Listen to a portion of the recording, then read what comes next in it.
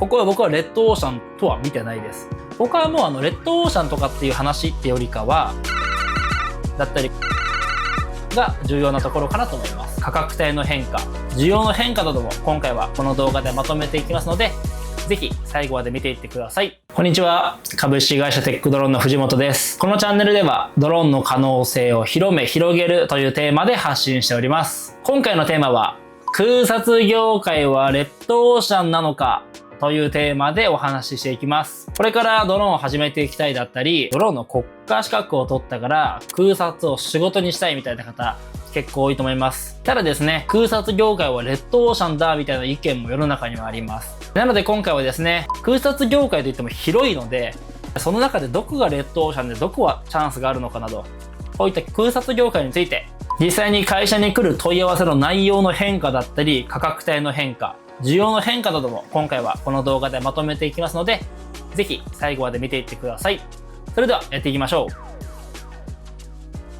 はい、それでは早速ですね、空撮業界はレッドオーシャンなのか否か。まず前提として、今回僕の意見です。何かどっから情報を引っ張ってきたりとか、誰かの意見であったりとか、何かデータに基づく意見とかではなくて、僕の感覚値、僕の意見になりますので、そういった前提で聞いてもらえたらと思います。僕が実際にですね、初めて空撮業をやったのは、おそらく5年くらい前ですかね。当時と比べると空撮業界、確かに競争は激しくなっています。当時はまだドローンをやってる方も少なかったので、ドローンを飛ばせるというだけで仕事がありました。例えば映画やテレビ、ドラマとかの撮影であったり、プロモーションムービー、あとは結婚式の撮影など、そういったところから空撮の仕事がありました。当時難しかったところとしては、空撮をしてほしいからどこの業者に頼もうではなくて、そもそもお客さんの頭の中にドローンによる空撮っていう選択肢がなかったんですね。当時は当時でやってる方が少なかったものの、そういったお客さんの理解が全くドローンに関してないっていうのが課題でした。ただ時代も変わりまして、今はもうドローンっていう選択肢もだんだんと当たり前になってきました。ただそれと同時にドローンをやってる、空撮できますよっていう参入者もかなり増えましたので、競争が激しくなってきたというのもこちらも事実かなと思います。そのため5年前とかと比べて難しさの内容が変わってきたというのが現状というふうに見てます。次にですね、空撮業界をもう少し解像度を上げていこうと思います。空撮といってもいろんな仕事がありまして、例えば映画の撮影とかドラマの撮影とかもありますし、結婚式の撮影とか、あと映像制作会社とかの映像の中にドローンのカットを入れてほしいというニーズもあったり、例えばホテルだったりキャンプ場とかエンタメ施設とか記念ムービーとかイベントの撮影とか、継続的な仕事ではないけれども単発的にドローンで撮ってほしいっていうところもあったりします。こういう風に空撮業界をもう少し細分化して見てみると、レッドオーシャンのところとまだまだここはいけるんじゃないかなと思うところがあります。まず例えば映画業界はこれからやるのはかなり厳しいと思います。それはなんでかっていうと、映画の制作側とドローンの撮影側が太く強いつながりがありますので、映画業界に入っていくっていうのは結構ここはレベルが高いことかなと思います。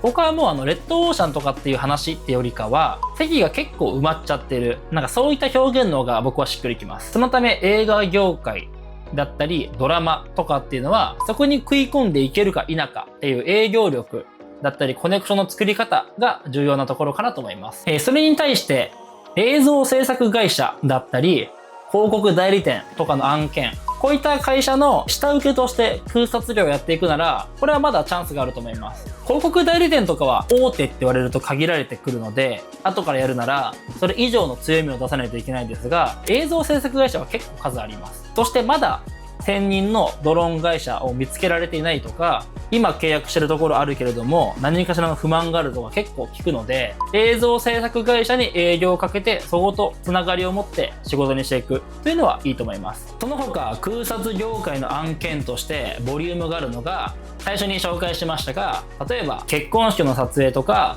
ホテルのプロモーションムービーとか、キャンプ場のプロモーションムービーとか、そういう単発のプロモーションムービーの撮影ですね。これらはそもそも依頼される数も多いですし、やってる方が多いんですけど、ここは僕はレッドオーシャンとは見てないです。というのも、こういったプロモーションムービーって、プロジェクト単位、単発で仕事が終わりますよね。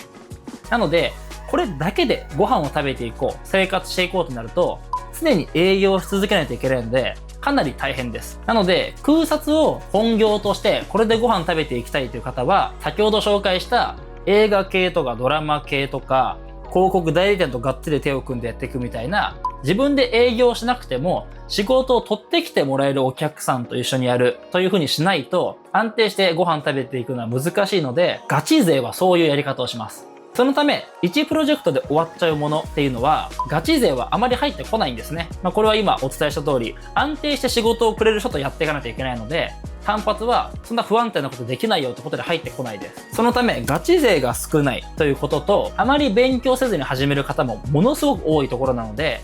やろうとしている方は多いけれども、レベルの差がものすごい開いているというのが、この単発の1プロジェクトで終わってしまう空撮の案件の仕事を取りに行っている方々の属性かなと思っています。そのため、まだ始めたばっかの方がものすごく多いので、ここから頭をちゃんと抜けて、しっかりと映像のクオリティを出せるっていう風になれば、ここは事業としてやっていけるところかなと思います。また、ガチ勢はもうこのプロジェクト単位の小さな仕事入ってこないので、これから空撮を仕事にしたいという方は、副業としてやる、または何か独立するにせよ、他の事業と並行してやるという風にした方がいいと思います。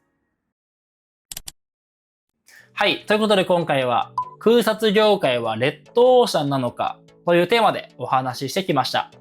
この動画が何かためになっているという方は、ぜひグッドボタンよろしくお願いします。また、弊社株式会社テックドローンでは、ドローンの国家資格を取得できるドローン塾という登録講習機関を日本全国25校で運営しております。資格取得で終わらないというものがコンセプトで、アフターサポートに力を入れているのが特徴です。国家資格を取るだけじゃなくて、その後のサポートもやってほしいという個人の方、法人の方いらっしゃれば、ぜひ概要欄のホームページからチェックしてみてください。また他にはドローンのコミュニティをビジネス層向けのドロビジ、趣味層向けのドロ趣味とそれぞれ運営しております。ドローンを仕事にしたい方はドロビジに、ドローンを趣味にしたい方はドロ趣味をチェックしてみてください。それでは今回もご視聴ありがとうございました。